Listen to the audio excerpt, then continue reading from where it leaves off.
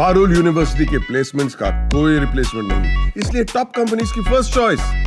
आप तो समझ ही गए होंगे। Join Parul university, Vadodara, Gujarat. भारत की सेना ने अपना गौरव, अपना पराक्रम, अपना शौर्य, अपनी बहादुरी का परिचय दिया। पाकिस्तान में घुस के 9 आतंकी ठिकानों को ध्वस्त कर दिया, बर्बाद कर दिया। भारत की सेना ने आतंकवादियों और आतंकवाद का समर्थन करने वाले उनके सहयोगियों को 100 से अधिक संख्या में मारा। यह जानकारी सर्वदलीय बैठक में सरकार के द्वारा दी गई। जब हमारे पास एक बड़ा मौका था भारतीय सेना के पास कि हम पीओके के ऊपर कब्जा कर सकते थे, वो पाक अधिकृत कश्मीर जहां पे आतंकवादी अड्डे हैं, जहां पे आतंकवादियों को पनाह दी जाती है, पाक ऑक्यूपाइड हम कश्मीर पे हम कब्जा कर सकते थे। हम बलूचिस्तान में जो असंतोष है उसके कारण बलूचिस्तान को उनसे अलग कर सकते थे, उसी तरीके से जिस तरह से 1971 में बांग्लादेश को हमने अलग किया, 2 टुकड़े किए पाकिस्तान के। क्या यह भारत की संप्रभुता के साथ खिलवाड़ नहीं? क्या भारत जो दुनिया का सबसे बड़ा लोकतंत्र है, उसके ऊपर अमेरिका की दादागिरी चलेगी? अमेरिका का दबाव चलेगा? पूरा देश पहलगाम की घटना के बाद, जिसमें भारत के 25 और नेपाल के 1 निर्दोष निहत्थे लोगों की आतंकवादियों ने गोली मार के हत्या कर दी, बहनों के माथे के सिंदूर उजाड़ दिए, 200 किलोमीटर हिंदुस्तान की धरती में पाकिस्तानी आतंकवादी आता है, पाकिस्तान के द्वारा पोषित फंडिंग किया हुआ आतंकवादी आता है, हमारे निर्दोष निहत्थे लोगों को मार के चला जाता है, बहनों के सिंदूर उजाड़ के चला जाता है। और उस घटना से पूरे देश में आक्रोश और गुस्सा है। आज भी लोग भूल नहीं पाए हैं उसको। उसके बाद भारत की सरकार सर्वदलीय बैठक बुलाती है, पूरी घटना की जानकारी देती है और फिर ऑपरेशन सिंदूर की शुरुआत भारतीय सेना के द्वारा किया जाता है। भारत की सेना ने अपना गौरव, अपना पराक्रम, अपना शौर्य, अपनी बहादुरी का परिचय दिया। पाकिस्तान में घुस के 9 आतंकी ठिकानों को ध्वस्त कर दिया, बर्बाद कर दिया। हम सेना के शौर्य को नमन करते हैं, उनकी बहादुरी को नमन करते हैं। भारत की सेना ने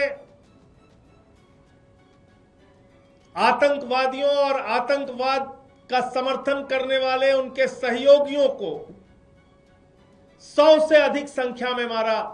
यह जानकारी सर्वदलीय बैठक में सरकार के द्वारा दी गई। 100 से ज्यादा आतंकवादियों को, और यह भी बताया कि 21 आतंकवादी ठिकाने हैं। और सरकार ने कहा ऑपरेशन सिंदूर जारी है,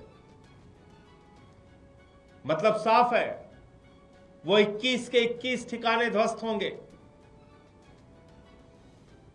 वो जो आतंकवादी पाकिस्तान से आके हमारी बहनों के मांगों के सिंदूर उजाड़ के गए, उन आतंकवादियों का नाश होगा, उनको मारा जाएगा, उनको पकड़ा जाएगा। क्योंकि ऑपरेशन सिंदूर तो शुरू उस वजह से हुआ कि पहलगाम में आतंकवादी आते हैं, वो निर्दोष लोगों को मार के चले गए। लेकिन जब भारतीय सेना इतनी बहादुरी का परिचय दे रही थी, पाकिस्तान को उनके घर में घुस के मार रही थी, हमारे जो तकनीक का विस्तार है वो इतना प्रबल था कि हमने पाकिस्तान की तरफ से होने वाले ड्रोन अटैक्स को विफल किया, हवा में विफल किया, उनके एयरबेस सिस्टम को नष्ट किया। उनके ड्रोन्स को नष्ट किया। जब पाकिस्तान के द्वारा गुरुद्वारे पे हमला हुआ, राजौरी में हमारे एडीसी राजकुमार थापा जी की मृत्यु हो गई, हवालदार दिनेश शर्मा शहीद हो गए,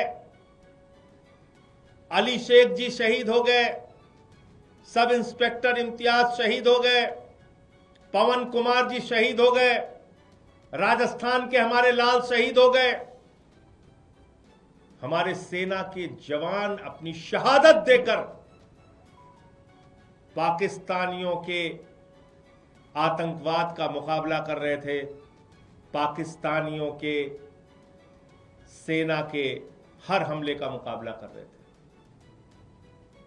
जब हमारे पास एक बड़ा मौका था भारतीय सेना के पास कि हम पीओके के ऊपर कब्जा कर सकते थे, वो पाक अधिकृत कश्मीर जहां पे आतंकवादी अड्डे हैं, जहां पे आतंकवादियों को पनाह दी जाती है,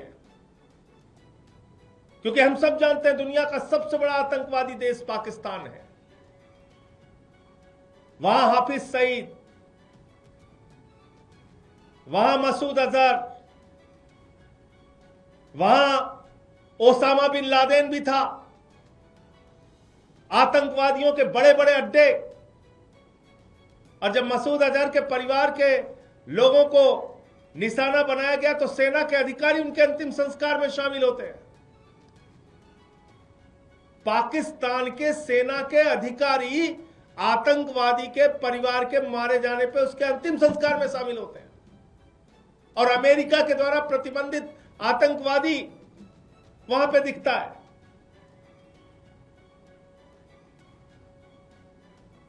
देश के लोगों के मन में एक सवाल है, बहुत बड़ा सवाल,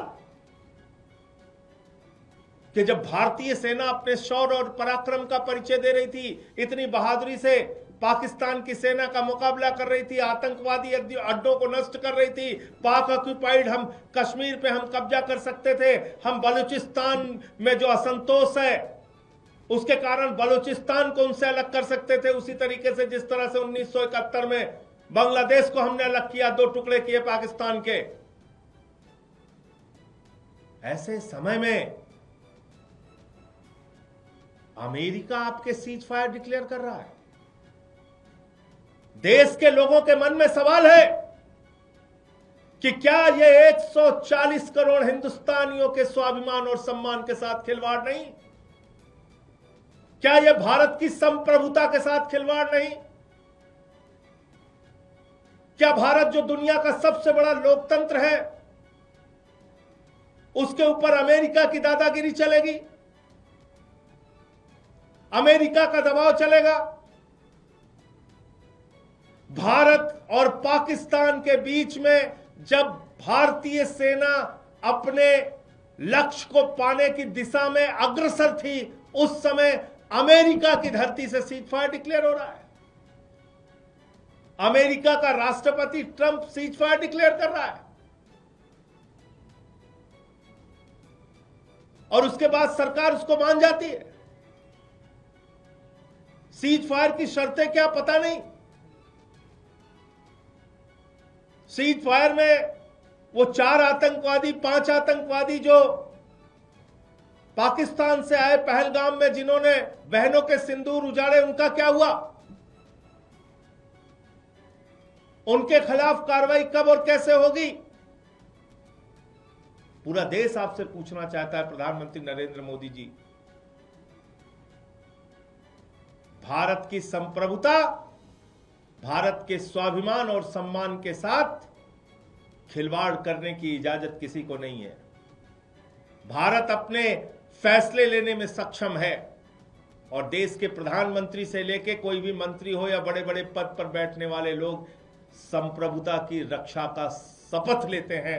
इसलिए मैं कहना चाहता हूं, ये भारत की संप्रभुता पर एक प्रहार है। जब 78 वर्षों में हमारा एक ही स्टैंड रहा कि दोनों देश आपस में तीसरे देश की मध्यस्थता के बगैर बातचीत और फैसला लेंगे तो अमेरिका की मध्यस्थता कहां से आ गई? ट्रंप की मध्यस्थता कहां से आ गई? और वो ट्रंप कह रहा है भारत और पाकिस्तान दोनों महान देश हैं। वो पाकिस्तान को महान देश मानता है। मोदी जी, क्या आप पाकिस्तान को महान देश मानते हैं? वो आतंकवादियों को पनाह देने वाला देश, वो आप भी उसको महान देश मानते हैं क्या? वो दोनों देशों को शक्तिशाली देश मानता है ट्रंप। आप पाकिस्तान जिनके यहां खाने के लिए मोहताज है, उनको आप शक्तिशाली देश मानते हैं।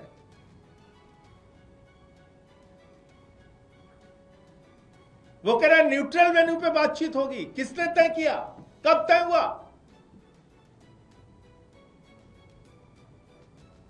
कहां यह फैसला हो गया? वो कह रहा है कश्मीर के मुद्दे पे भी बातचीत होगी। इसलिए ये पूरे देश के मन में गुस्सा है, नाराजगी है और लोगों के मन का सवाल है जिसको प्रधानमंत्री को सामने आके जवाब देना चाहिए। प्रधानमंत्री जी को इन विषयों पे, इन सवालों पर जवाब देना चाहिए। अमेरिका कौन होता है हमारे फैसले? वो कह रहा है दोनों देशों के बीच में व्यापारिक संबंध स्थापित करेंगे।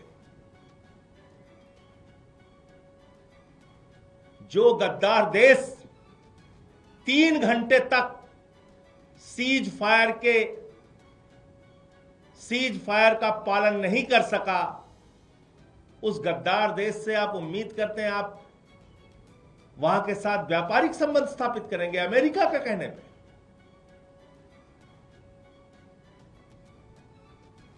भारतीय सेना के गौरव को, भारतीय सेना की बहादुरी को, भारतीय सेना के पराक्रम को, भारतीय सेना के शौर्य को पूरा देश 140 करोड़ लोग सर झुका के नमन करते हैं। और जब हमारी सेना अपने लक्ष्य को प्राप्त करने के लिए, पीओके हासिल करने की दिशा में, बलूचिस्तान को अलग थलग करने की दिशा में आगे बढ़ रही थी, उस समय अमेरिका के कहने पे, ट्रंप के कहने पे ये सीज फायर किन परिस्थितियों में और किस दबाव में हुआ, पूरे देश को इस बात की जानकारी प्रधानमंत्री नरेंद्र मोदी जी को देनी चाहिए। और इसके लिए सर्वदलीय बैठक बुलाइए और पार्लियामेंट का स्पेशल सेशन बुलाइए, इन सवालों का जवाब दीजिए।